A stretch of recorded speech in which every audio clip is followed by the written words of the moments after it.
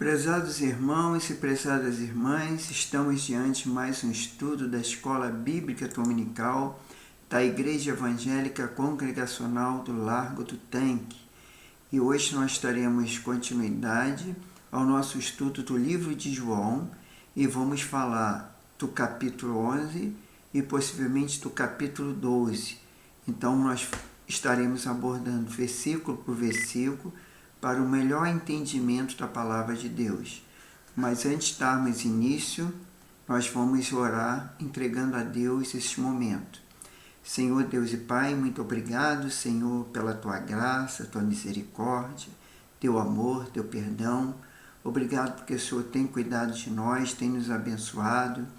E mais essa vez estamos aqui diante de Ti, Senhor, nesse momento da Escola Bíblica Dominical, para estarmos compartilhando a Tua Palavra, Senhor, para que possamos ser edificados pela Tua Palavra. Nós somos gratos a Ti, Senhor, pela Sua vida, meu Pai, pela vida do Senhor Jesus, do Seu Santo Espírito. Só pedimos, Senhor, que Tu abençoe neste momento e que o Seu Espírito Santo faça-nos compreender tudo aquilo que Tu queres nos ensinar para a nossa edificação. Seja com cada um que vai assistir essa escola e até mesmo nossos familiares e parentes. Livra-os de todo mal e nos envia um dia abençoado. É que nós pedimos e agradecemos em nome do Senhor Jesus. Amém. Então, irmãos, vamos dar continuidade e o título desse capítulo é que fala que Lázaro adoece e morre, né? Mas logo depois Jesus ressuscita Lázaro. Então, vamos ver. Lá no primeiro versículo, né? E que diz que Lázaro estava enfermo, né?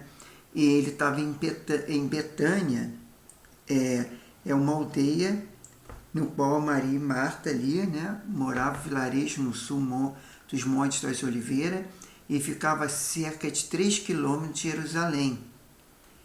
Já no versículo 2 diz que Maria era aquela que tinha ungido Jesus, né? E quando João escreveu esse capítulo, o episódio da unção era bastante conhecido. Então ele usou para distinguir essa Maria das outras mulheres do mesmo nome, que naquela época era comum, havia várias Marias. A Maria, mãe de Jesus, tinha a Maria Madalena, a Maria, irmã de Marta, e outras Marias. E já no versículo 3, fala que o Senhor diz, Senhor, eis que está enfermo aquele que tu amas, né?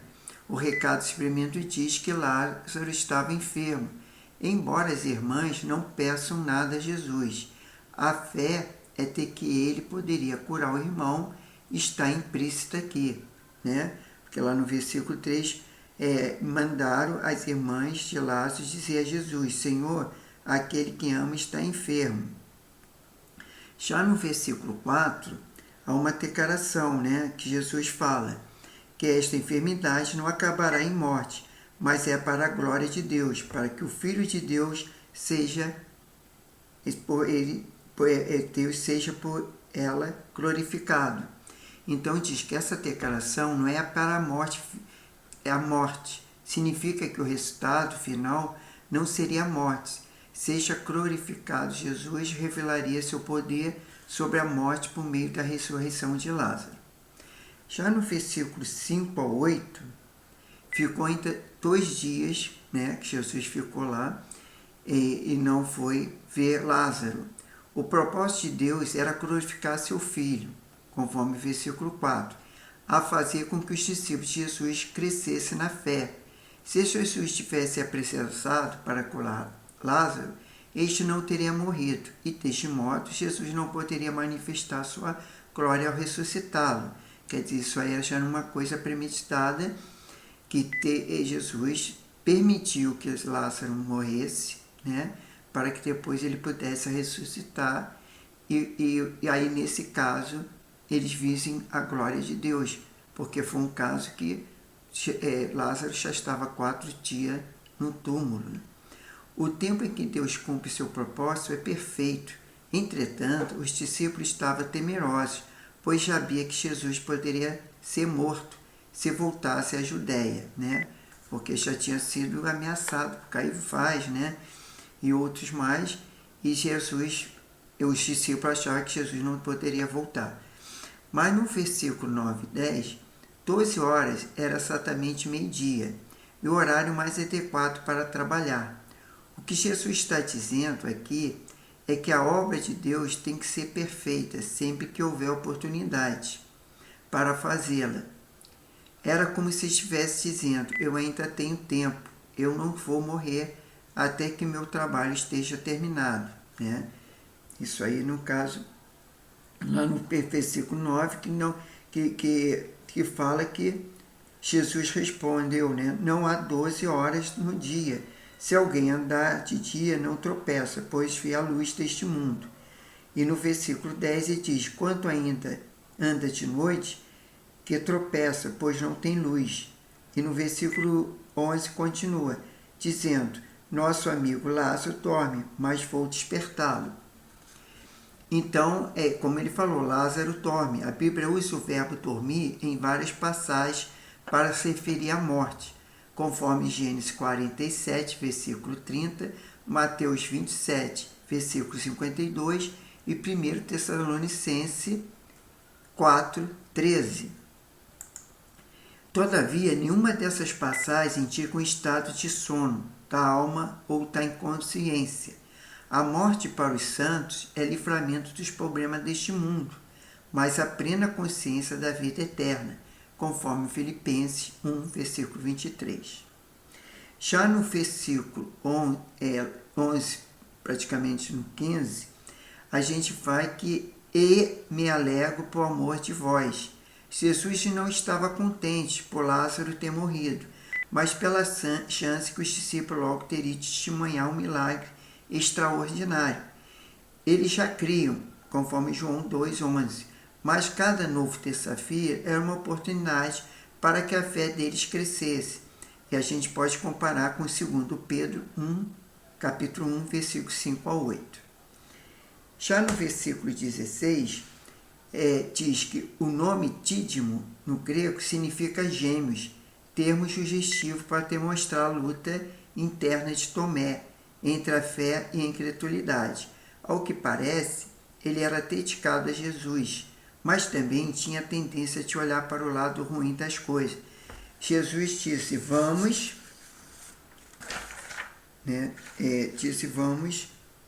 ter com ele, com Lázaro, para que os discípulos crescem também. Porém, Tomé disse: fomos nós também para morrermos com ele? Enquanto Jesus viu uma oportunidade para a fé de Tomé crescer, Tomé apenas a possibilidade da morte. Contudo, por causa da lealdade que dedicava o mestre, ele foi.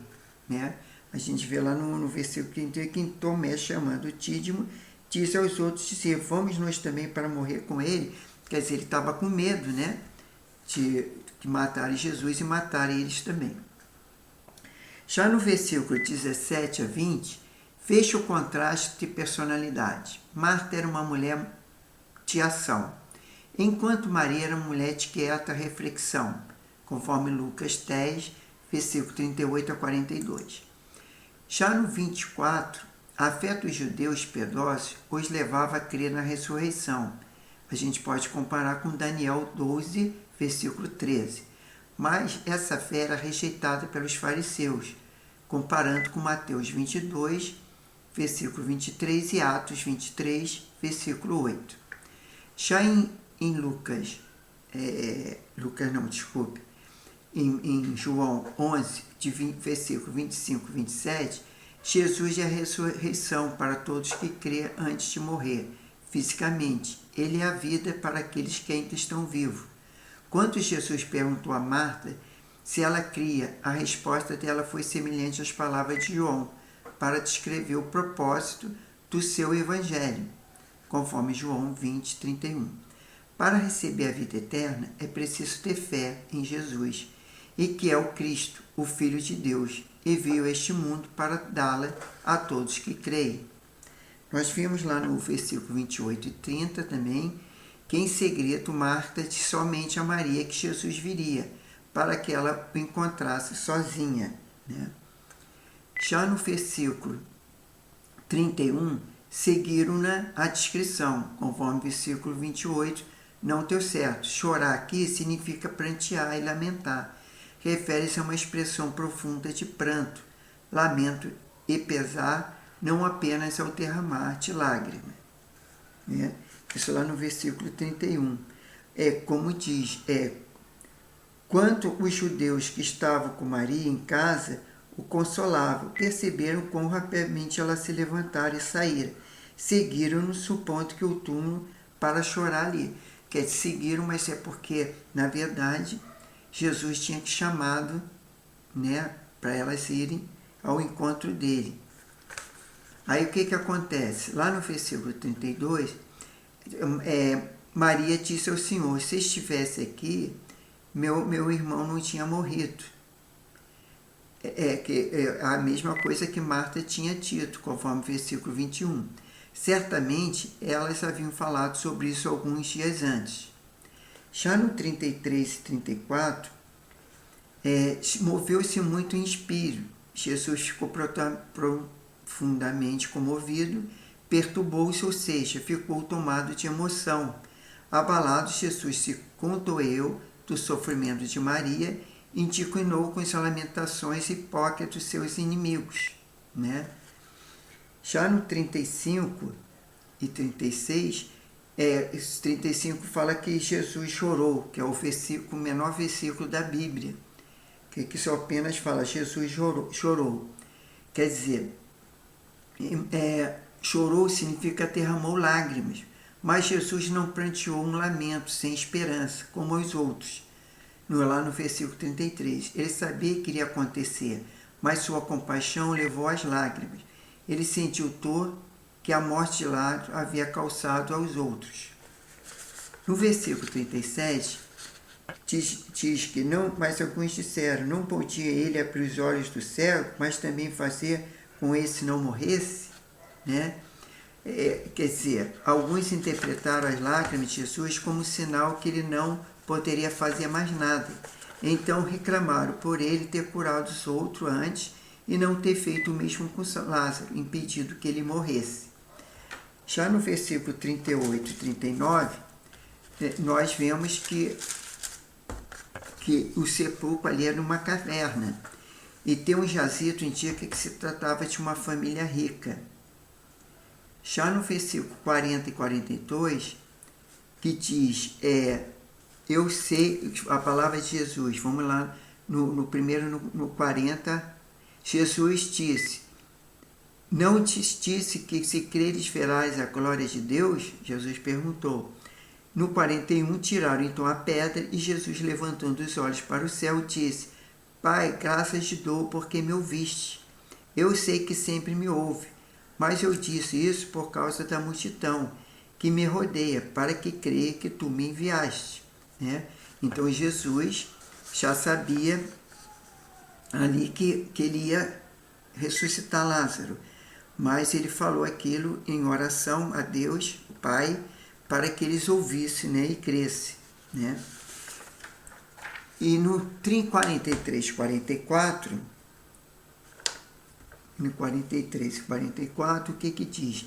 Dentro disto, Jesus clamou em alta voz, Lázaro, vem para fora.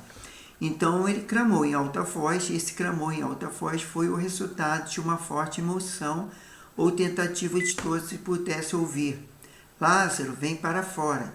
Agostinho disse certa vez que Jesus não tivesse chamado especificamente por Lázaro, todos mortos não sairiam do túmulo, em obediência ao comando da voz de Jesus, conforme João 5, 28.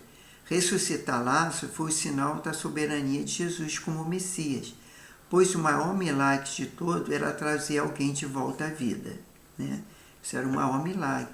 Era um milagre mais forte, vamos dizer assim, do que curar um cego, um coxo, um paralítico, entendeu? Então esse foi um milagre, que é retornar à vida da pessoa, principalmente Lázaro, que já estava 4 dias ali no sepulcro. Já no 45 ao 48, a gente viram os romanos tiranos ao nosso lugar e à nação. O termo lugar aqui diz respeito a Jerusalém e ao templo. Pode-se observar nesse episódio a verdadeira preocupação dos líderes judeus. Eles não estavam indignados com a suposta blasfêmia de Jesus, mas sim com a possibilidade de perderem seu status de líderes, sua posição de autoridade. Quer dizer, a ganância pelo poder, né?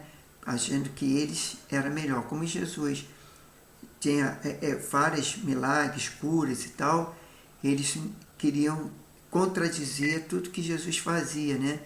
Dizendo que aquilo ali não era uma coisa de Deus e tudo mais.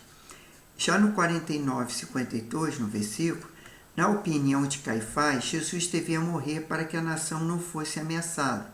João ainda acrescenta que, pela posição que ocupava, Caifás usou a palavra de Deus de maneira insensata, que um homem morra pelo povo.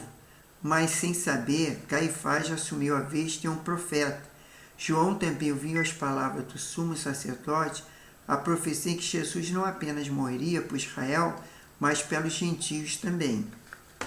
Já no versículo 53, pela perspectiva humana, a ressurreição de Lázaro foi o principal evento que levou os líderes religiosos a conspirar pela morte de Jesus. Foi por causa desse milagre que o Sinédrio decidiu informalmente e não informalmente que Jesus deveria morrer. João descreve passo a passo como o ódio daqueles homens passa a crescer, conforme João 5,16, 7, versículo 1, 32, 45, depois João 8, 59, João 9, 22 e 10, versículo 39.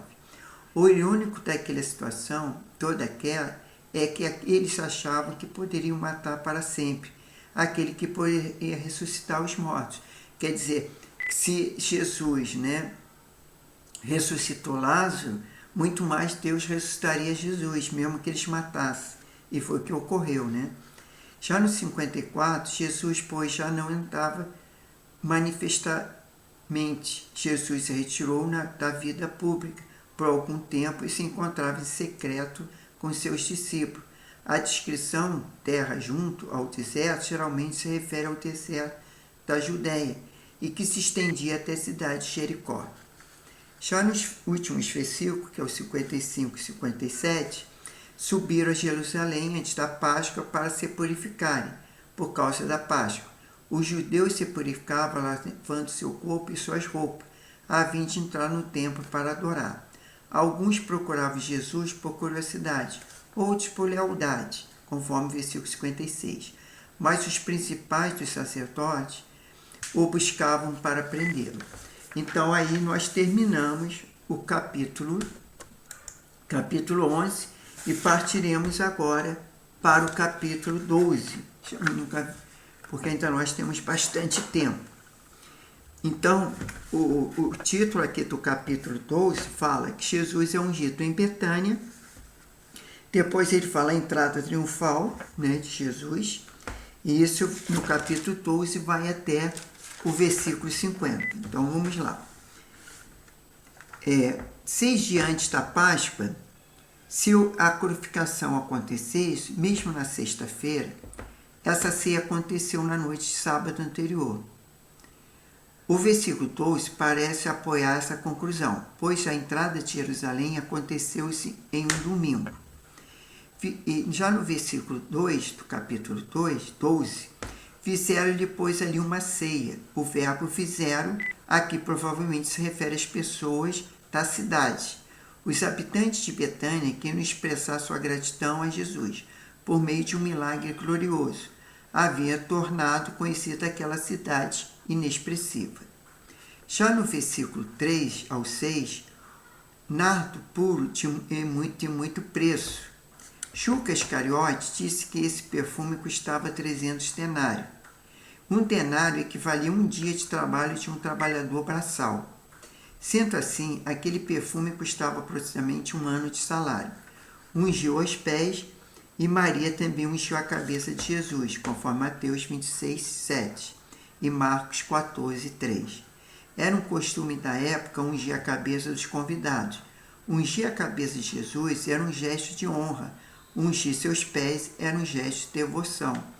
Então a gente vê lá no capítulo 3 ao 6 que Maria começou com uma libra de um nardo puro, um perfume muito caro, e ungiu os pés de Jesus e o enxugou com seus cabelos. E toda a casa se encheu com fragrância do perfume, quer dizer, muito bom o perfume, né?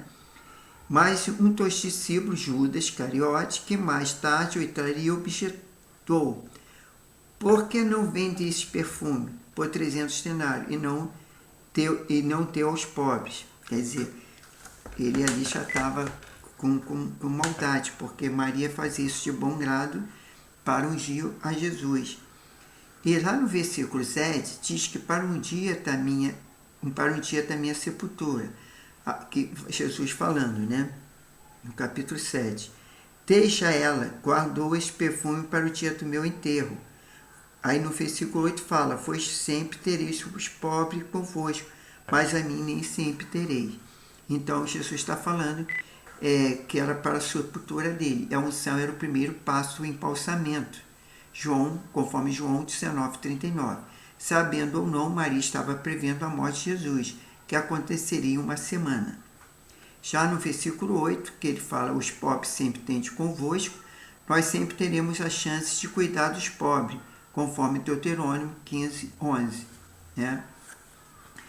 Já no versículo 9 e 11, tomaram deliberação para matar também a Lázaro. Os principais sacerdotes eram, na sua maioria, saduceus, por isso tinham motivo a mais para matar Lázaro. Era a refutação literal da doutrina que defendia que não havia ressurreição. Né? Eles defendiam a não ressurreição, conforme João 11:57 e Atos 23:8. No entanto, esse não foi o encontro do conselho judaico, nem uma sentença oficial de morte. Por causa dele, de Lázaro, o motivo principal para matar Lázaro era que muitos passaram a crer em Jesus por causa deles e o recriam. Ou seja, as pessoas estavam deixando de seguir os líderes judeus. Quer dizer, as pessoas estavam mais seguindo a Jesus, até porque um grande milagre desse, né? As pessoas, claro, que iam acreditar em Jesus, que ele é o Messias, é o Filho de Deus. E isso deixou os saduceus, né, irados, né? Caifás queria matar até Lázaro, para mostrar que, na verdade, Lázaro, embora tenha ressuscitado, mas morreu, não estava vivo. Mas é uma coisa que, para a ganância da liderança, do poder, né, dos saduceus, lá os principais sacerdotes, né, que é Caifás e outros. Já no 12:15 diz que tomaram ramos de palmeira. Isso aconteceu em domingo, antes da ressurreição de Jesus, chamado Domingo de Ramos, que o povo clamava: Hosana, bendito o rei de Israel. Até aquele momento, Jesus evitara toda qualquer demonstração de apoio ao povo. Quer dizer, lá em João 6:15 e 7:1-8. Aqui ele consente com a euforia das pessoas. Ele entrou em Jerusalém montado em um jumentinho, uma ilusão à profecia de Zacarias, conforme Zacarias 9:9, e declaração simbólica que Jesus era o Messias. Já no versículo 16, nós temos que não entenderam, os discípulos não entenderam o significado profético do ato de Jesus. Quando Jesus foi glorificado após a morte e ressurreição e ascensão de Cristo, os discípulos finalmente entenderam a profecia do Antigo Testamento sobre o Messias, que se cumpriria em Jesus. Já no versículo 17 e 19, esse trecho mostra a série de eventos que levou à condenação e à crucificação de Jesus. Quer dizer, vamos lá no 17. Ora, a multidão que estivera com ele, quando chamaram a Lázaro do túmulo e levantaram dentre os mortos, continuou a espalhar a notícia. Por isso a multidão lhe saiu ao encontro, porque tinha ouvido que ele fizera esse sinal miraculoso. E os fariseus então disseram entre si: vede, nada aproveitais, todo mundo vai após ele. Quer dizer, havia muitos seguidores de Jesus. Já no versículo 20, o fato de grego ter ido a Jerusalém para adorar no dia de festa indica que eles eram judeus prosélitos. Ao falar sobre isso, João talvez quisesse mostrar que a salvação, rejeitada por muitos judeus, só tinha sido dada aos gentios. Já no versículo 21 e 22, esses, pois, dirigiram-se a Filipe. Os gregos devem ter procurado Filipe por ele ser um nome grego. Já no versículo 23, é chegada a hora. Jesus respondeu, é chegada a hora em que o Filho do Homem será glorificado. Isso são palavras de Jesus. Antes disso, Jesus diz várias vezes que sua hora ainda não havia chegado. A gente vê lá em João 2, 4, 7, 6, 30, 8, 20. Mas então chegou a hora de ele morrer e ressuscitar dos mortos, conforme João 13, 1, 16, 32 e 17, 1. Já no versículo 24, diz, em verdade, vos digo que o grão de trigo caindo na terra não morrer, fica só, mas se ele morrer, produz muitos frutos. Então, isso foi palavra de Jesus. Quando uma semente morre, ela produz fruto. A vida vem da morte. Tal princípio é aplicável não apenas na natureza, mas também no âmbito espiritual. Jesus referia a si mesmo. Ele é o grão de trigo. Sua morte produzia muitos frutos e resultaria em muitas vidas para Deus. Quer dizer, através da morte de Jesus, e a ressurreição e a ascensão ao céu, e os fatos, né, que é contado na palavra de Deus, muitos são salvos até hoje, têm a vida eterna, né, porque creem em Jesus. Já no versículo 25 e 26, que fala, né, quem ama a sua vida, perdê-la-á, mas quem odeia a sua vida neste mundo, guarda-la para a vida eterna. Quer dizer, nesse versículo 25 e 26, a frase ama a sua vida refere-se àqueles que só querem servir a si mesmo. Em pouco tempo, Jesus estaria aos seus discípulos a chance deles liderem com esse problema em sua vida. E achar a expressão aborrece a vida refere a servir a Deus, a Jesus. Né? Todo cristão tem que definir suas próprias prioridades, pois nós não podemos dedicar-nos inteiramente a esta vida e ainda assim ter compromisso com a vida futura. O imperativo siga-me aqui significa seguir o exemplo de Jesus ao sacrificar-se por nós, conforme João 13, 15. Jesus foi exemplo vivo do que significa aborrecer a própria vida para cumprir o propósito eterno. Isso está lá em Filipenses 2, de 5 a 8. Já no versículo 27, a minha alma está perturbada. A agonia de Jesus é com a aproximação da sua morte. Não se limitou no Getsemane,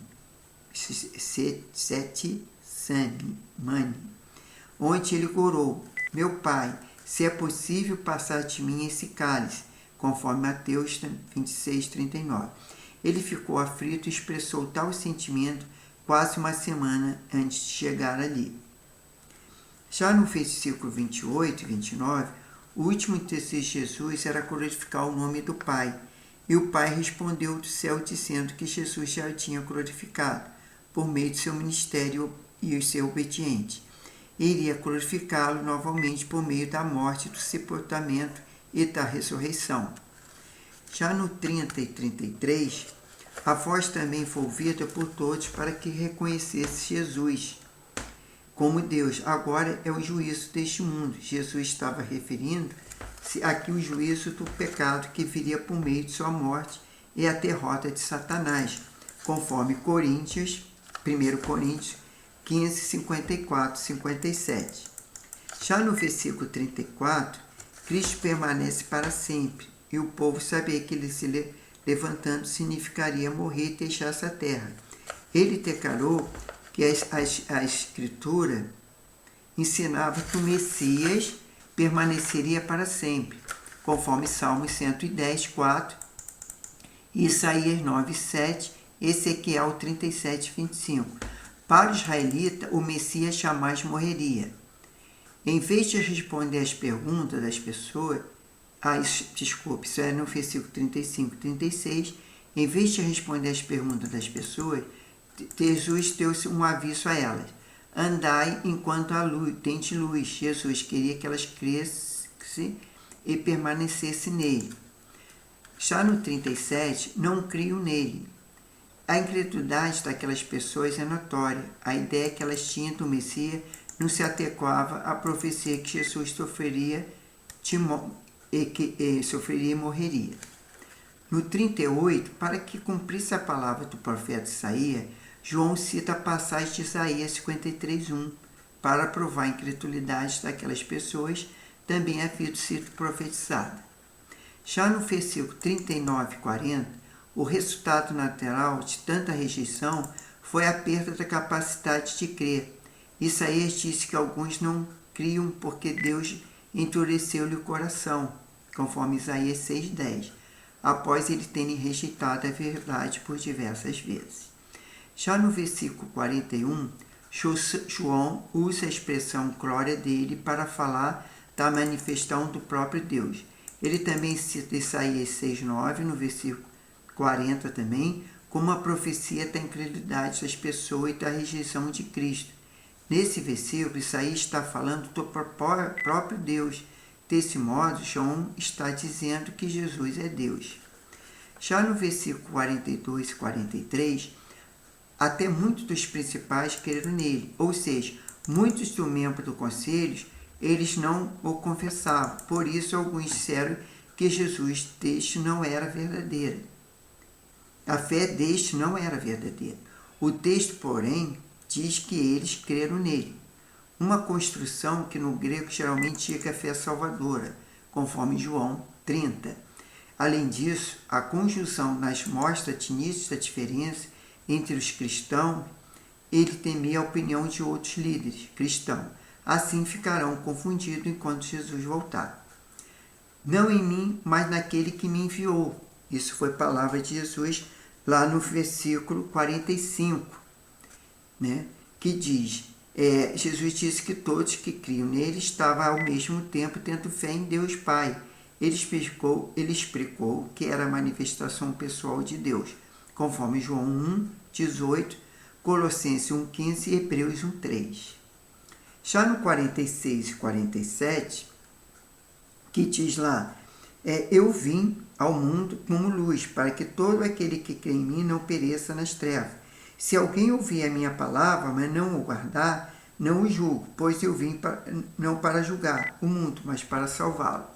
Então a declaração, eu não julgo, poderia ser parafraseada como eu não ensejo juízo. Cristo irá julgar, embora ele não tenha vindo a primeira vez para fazer isto, mas para salvar, conforme João 3,17. Já no 48 e 50, que são os últimos versículos, a palavra que tem pregado, Jesus pregava o que havia recebido do Pai. Rejeitar a palavra dele é o mesmo que rejeitar a palavra de Deus, né? Porque lá no 48 ou 49 diz, quem me rejeita não recebe a minha palavra. Já quem tem o julgue, a própria palavra que tenho proferido, essa há de julgá-lo no último dia, aliás.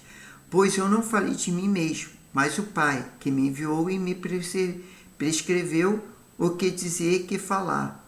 Eu sei que o seu mandamento é a vida eterna, portanto, eu se digo como o Pai me disse. Quer dizer, e tudo Jesus obedeceu ao Pai. E assim nós terminamos o capítulo 12 e na próxima aula nós vamos falar do capítulo 13, né? E possivelmente o capítulo 14.